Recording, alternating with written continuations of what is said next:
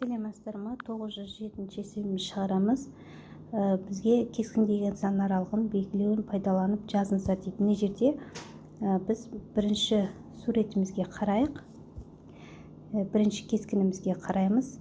Яғни бізде іші боялған екен. Боялған болса, біз тік жақша деп аламыз. Тік жақша -6 және 3-тен 7 жай жақша. Бұл бірінші есепте. Бірінші суретімізде. Екінші есебіміздің суретіне қарасақ, екінші есебімізде іші боялған болса, онда тік жақша болады.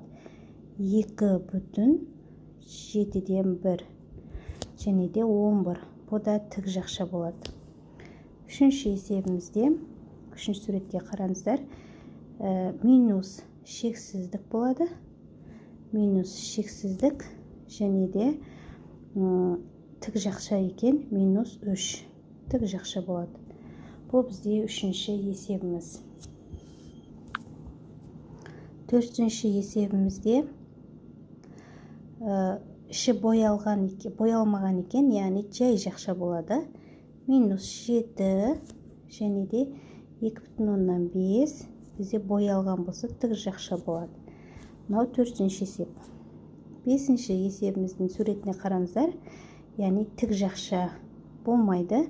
Іші боялмаған жай жақша -2,2-ден 1 және де 3. 3 бізде жай жақша болады. Алтыншы есебімізде 5-ті орындадық. Енді 6-да